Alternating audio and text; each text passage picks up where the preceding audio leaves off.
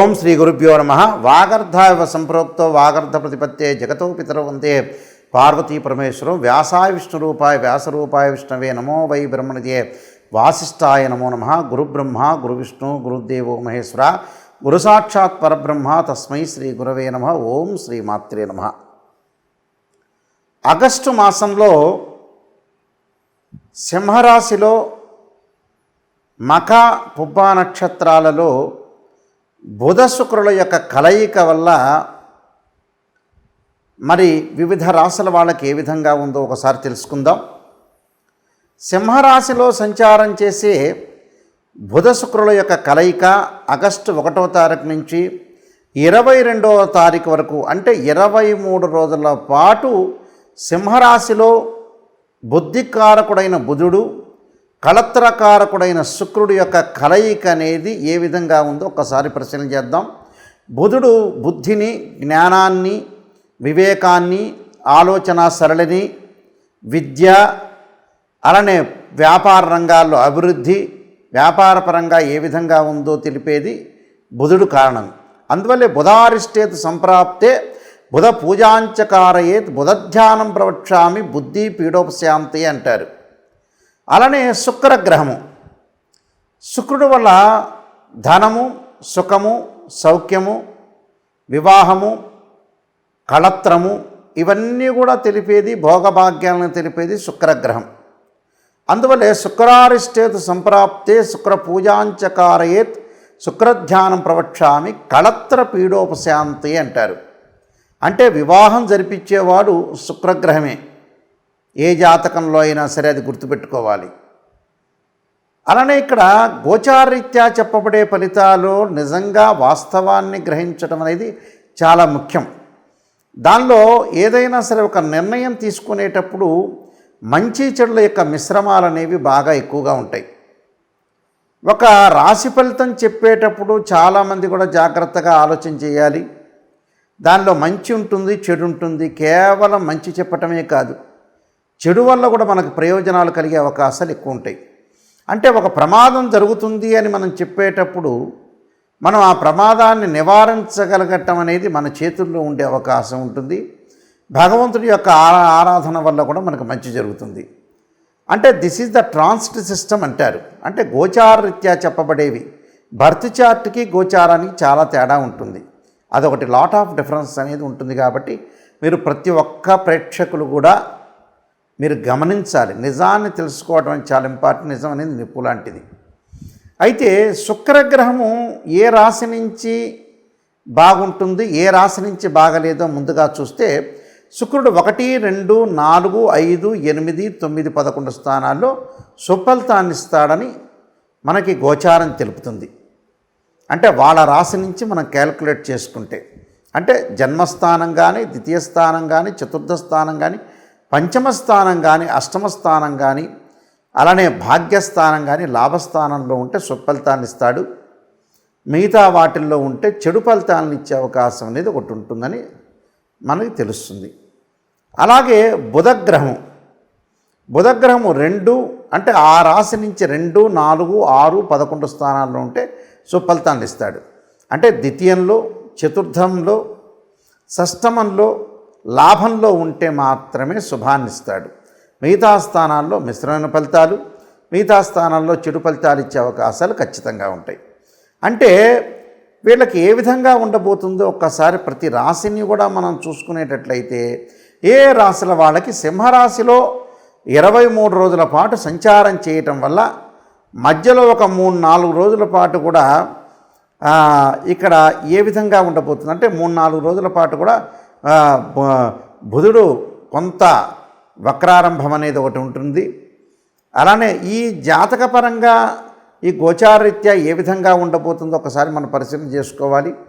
చేసుకుంటే ప్రతి రాశి యొక్క విషయాన్ని మనం కూలంకషంగా తెలుసుకున్నట్టుగా అవుతాం. కాబట్టి ఇవన్నీ కూడా మనం తెలుసుకొని ముందుకు వెళ్తే దాని యొక్క పరిహారాలు చేసుకొని మనం ముందుకు వెళ్ళామనుకోండి మీకు మంచి జరిగే అవకాశం అనేది ఖచ్చితంగా ఉంటుంది. మేషరాశి వాళ్ళకి ఈ బుధ శుక్రుల యొక్క కలయిక వల్ల పంచమ స్థానంలో బుధుడి వల్ల కొంత పైత్య సంబంధమైన వ్యాధుల విషయంలో కానీ అలానే వీళ్ళకి ఆదాయపరంగా అనుకూలంగా ఉండటం, ధనప్రాప్తి కలిగే అవకాశం, ఆకస్మికంగా లాభాలు, ఆదాయ మార్గాలు అనేవి కొంత అన్వేషణ జరగటం ఒకటి. అలానే వీళ్ళకి అకారణంగా కొన్ని కలహాలు సంభవిస్తూ ఉంటాయి. కొన్ని కలహాలు పెట్టుకోకుండా ఉండటం మంచిది.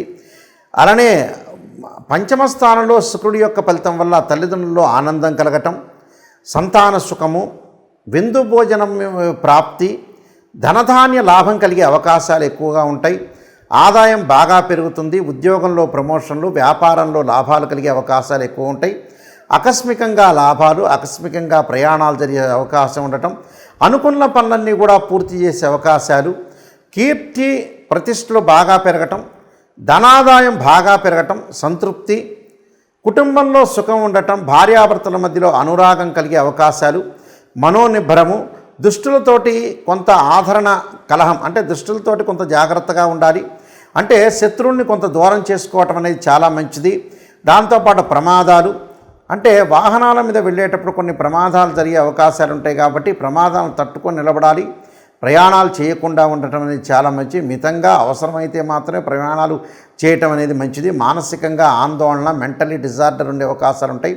కుటుంబంలో కలహాలు జరగకుండా, భార్యాభర్తల మధ్యలో విభేదాలు జరగకుండా కొద్దిగా జాగ్రత్తగా ఉండటం మంచిది. కొంతమంది నమ్మక ద్రోహం చేసే వ్యక్తులు కూడా ఉంటారు కాబట్టి డబ్బులు ఎక్కడ కూడా ట్రాన్సాక్షన్ చేయకుండా ఉండండి. డబ్బులు ఇచ్చిపుచ్చుకోవటం, లావాదేవీల విషయంలో కూడా కొద్దిగా శ్రద్ధ పెట్టాలి. శత్రువులు అనే వాళ్ళందు కొంత దూరంగా ఉండాలి. శత్రువుల వల్ల కూడా కొంత భయం కలిగే అవకాశాలు ఎక్కువ ఉంటాయి కాబట్టి వ్యయ ప్రయాసాలు, అంటే బాగా కష్టపడుతుంటారు.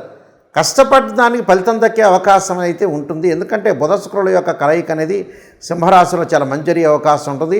ఉద్యోగంలో ఇబ్బందులు కలిగినా కూడా కొన్ని రోజులు, ఒక 2 రోజులు 3 రోజులు ఇబ్బంది కలుగుతుంది. ఆ తర్వాత మామూలు అయిపోయే అవకాశాలు ఉంటాయి. పుణ్యక్షేత్రాలు, తీర్థయాత్రలు తిరిగే అవకాశాలు బాగా ఎక్కువ ఉంటాయి. గౌరవం, సభా గౌరవం జరిగే అవకాశాలు ఉంటాయి. ప్రమాదాల విషయంలో కొంత పొంచి ఉండే అవకాశాలు ఎక్కువ ఉంటాయి. అలానే విద్యార్థులకు అనుకూలమైన కాలం అని చెప్పుకోవచ్చు. వీళ్ళకి విద్యార్థులకు పోటీ పరీక్షల్లో ఉత్తీర్ణతా శాతం పెరిగే అవకాశం ఉంటుంది. స్త్రీలకు కూడా అనుకూలమైన ఫలితాలు జరగటం, అలానే స్త్రీలకు వచ్చేటప్పుడు మానసికంగా ఒత్తిడి జరిగే అవకాశాలు ఉంటాయి కాబట్టి నేను చెప్పిన పరిహారాలన్నీ కూడా చేసుకొని ముందుకు వెళ్తే మంచి జరిగే అవకాశం ఉంటుంది. అలానే విదేశాలకు వెళ్ళే అవకాశాలు బాగా ఎక్కువగా ఉండే అవకాశాలు ఉంటాయి. వివాహం కాని స్త్రీ పురుషులకు ఎవరైతే ఉంటారో వివాహ సంబంధాలు కుదరటం, మంచి ఉత్తమమైన భర్త, ఉత్తమమైన భార్య లభించే అవకాశం, గృహ నిర్మాణం చేపట్టబడే అవకాశాలు, శంకుస్థాపనలు, విందులు, వినోదాలు, చుట్టాల విషయంలో, బంధువుల విషయంలో కూడా అనుకూలంగా ఉండే అవకాశాలు బాగా ఎక్కువగా ఉంటాయి. కాబట్టి కుటుంబ పరంగా కలహాలు లేకుండా, బయట విషయాలన్నీ కూడా గొడవలు జరగకుండా ఉండి మీరు ముందుకు వెళ్తే మీకు మంచి సుఫలితాలు జరుగుతాయి. అలానే ఉష్ణ సంబంధమైన రోగాలు, మనం ఎక్కడికైనా వెళ్ళామనుకో ఆదరణ లోపం కలుగుతుంది. అంటే ఆదరిస్తున్నాడు, ఆదరించట్లేదు అనే ఆలోచన చేయకుండా కొంత లౌకిక జ్ఞానంతో వెళ్ళండి. అకారణంగా కొన్ని కలహాలు రాకుండా జాగ్రత్త పడటం చాలా మంచిది. నేను చెప్పిన పరిహారాలన్నీ కూడా చేయండి, మీకు మంచి జరిగే అవకాశం ఖచ్చితంగా ఉంటుంది. అయితే ఈ రాశి వాళ్ళందరూ కూడా నేను చెప్పినట్టుగా కొన్ని ప్రత్యేకంగా శాస్త్రీయ పదంలో ఉండే రెమెడీస్ మాత్రమే పాటించడం ఇప్పుడు కూడా మంచిదే. అశాస్త్రీయంలో ఉండే ఏదైతే రెమెడీస్ వల్ల పెద్దగా అనుకూలంగా ఉండదు. అది ఎలాంటి అనుకూలం చెందుతుందో మనం చాలా జాగ్రత్తగా గమనించి ముందుకు వెళ్ళాలి. శాస్త్రీయ పదంలో ఉండే స్తోత్ర పారాయణాలు కానీ ఏ వారం ఏమి చేయాలనేది చూడాలి. ఈ రాశి వాళ్ళందరూ కూడా నేను చెప్పినట్టుగా మనకి 23 రోజుల పాటు బుధ శుక్రుల యొక్క కలయిక వల్ల మనం మంచి జరగాలని ఆశించాలి. చెడు ఫలితాలను నివారించడానికి స్తోత్ర పారాయణ చేయాలి. అంటే కనీసం మనం ఒకరోజు ఒక 10 నిమిషాలు భగవంతుడికి కేటాయించాలి. ప్రతిరోజు కూడా మన ఆఫీస్కి వెళ్ళేటప్పుడు కానీ, ఒక వ్యాపారం చేసేటప్పుడు కానీ, అందరూ కూడా ఒక రాజకీయ నాయకులే కాదు, సినిమా యాక్టర్సే కాదు, చిరు వ్యాపారులు ఉండొచ్చు, పెద్ద పారిశ్రామికవేత్తలు ఉండొచ్చు, గవర్నమెంట్ ఎంప్లాయీలు ఆరు ప్రైవేట్ సెక్టార్లో ఉండే ఎంప్లాయీస్ ఉండొచ్చు. అది ఏ విధంగా చేయాలి? ప్రతిరోజు కూడా మనం చెప్పినట్టుగా అంటే 23 రోజుల కాలంలో సోమవారం రోజున ప్రత్యేకంగా ఆదిశంకరాచార్య విరచితమైన శ్రీ కనకధారా స్తోత్ర పారాయణం చేయాలి. రెండవ సోమవారం అంటే ఆగస్టులోనే 2వ సోమవారం రోజున ఓం నమఃశివాయ పంచాక్షరి 21 సార్లు కానీ, 27 కానీ, 54 కానీ, 108 సార్లు కానీ చేయటం. ఇంకొక సోమవారం వచ్చే రుద్రగాయత్రి మంత్రాన్ని తత్పురుషాయ విద్యే మహాదేవాయ ధీమహి తన్నో రుద్ర ప్రచోదయాత్ అనే మంత్రాన్ని, అలానే శివకవచ స్తోత్ర పారాయణం చేయటం చాలా మంచిది. తదుపరి మంగళవారం రోజున కార్తవీర్యార్జునుడి యొక్క మంత్రము, అలానే శ్రీ ప్రజ్ఞా వివర్ధన కార్తికేయ స్తోత్ర పారాయణం చేయాలి. అంటే శ్రీ ప్రజ్ఞా వివర్ధన అంటే కార్తికేయ స్తోత్ర పారాయణం చేయటం మంచిది మంగళవారం పూట. అది ఉదయం చేయొచ్చు, మీకు కుదరకపోతే సాయంత్రం కాలం స్నానం చేసి ప్రదోష కాలంలో కూడా చేయొచ్చు. అలానే బుధవారం రోజున శ్రీ గణేష ద్వాదశనామ స్తోత్ర పారాయణం చేయొచ్చు. అలానే గణపతిని ఆరాధన చేయటం అనేది మంచిది. అంటే వక్రతుండ మహాకాయ కోటి సూర్య సమప్రభ నిర్విఘ్నం కురుమే దేవ సర్వకార్యేషు సర్వదా అనే మంత్రాన్ని, తత్పురుషాయ విద్యే వక్రతుండాయ ధీమే తన్నోదంతి ప్రచోదయాత్ అనేది మంత్రాన్ని చదవండి. ఉదయం పూట కుదరకపోతే సాయంకాలంలో కూడా చదవచ్చు. ఇది బుధవారం రోజున చేయాల్సింది. గురువారం రోజున దత్తాత్రేయ స్వామి యొక్క స్తోత్రాన్ని, దత్త కవచాన్ని చదవటం మంచిది. అలానే శుక్రవారం రోజున ప్రాతకాలం కానీ ప్రదోషకాల సమయంలో కానీ శ్రీ గౌరీ దశక స్తోత్ర పారాయణం చేయటం, గౌరీ దేవత ఆరాధన చేయటం, శ్రీ త్రిపుర సుందరి స్తోత్ర పారాయణం చేయటం చాలా మంచిది. ఇది శుక్రవారం రోజున చేయాలి. శనివారం రోజున వచ్చేటప్పటికల్లా లక్ష్మీ నరసింహస్వామి పంచరత్న స్తోత్ర పారాయణం కానీ లేకపోతే విష్ణు సహస్రనామ పారాయణం కానీ ఉదయం కానీ సాయంత్రం కానీ చేయొచ్చు. ఆదివారం రోజున వచ్చేటప్పటికల్లా జగన్నాథ అష్టక స్తోత్ర పారాయణం చేయండి. అంటే ప్రతి వారం రోజున కూడా ప్రతిరోజు కూడా ఒక వారంలో సోమవారం ఒకటి, మంగళవారం ఒకటి, బుధవారం ఒకటి, గురువారం ఒకటి, శుక్రవారం, శనివారం, ఆదివారం ప్రతిరోజు కూడా ఒక స్తోత్ర పారాయణం అనేది చేయటం వల్ల మనకి 23 రోజుల కాలంలో చెడు ఫలితాలన్నీ కూడా తగ్గి మంచి ఫలితాలు వచ్చే అవకాశం ఖచ్చితంగా ఉంటుంది. కాబట్టి అది ప్రాతకాలం కానీ సాయంకాలం కానీ చేయొచ్చు. ఒక వారం కుదరకపోతే మరొక సోమవారం చేయొచ్చు, మరొక మంగళవారం చేయొచ్చు, మరొక బుధవారం చేయటం వల్ల మీకు మంచి జరిగే అవకాశం అనేది ఖచ్చితంగా ఉంటుంది. ఇవన్నీ కూడా శాస్త్రీయ పరంగా ఉండే రెమెడీసే. కానీ మనకి ఏదైతే మంచి జరగాలంటే మంచి స్తోత్ర పారాయణాలు చేయటం వల్ల కూడా ఆ నెలలో మంచి జరిగే అవకాశం ఖచ్చితంగా ఉంటుంది. ఈ నియమాలన్నీ కూడా పాటించి మీరు ముందుకు వెళ్ళండి. మీకు మంచి జరిగే అవకాశం తప్పకుండా ఉండాలని ఆశిస్తూ సర్వే జనా సుఖినో భవంతు.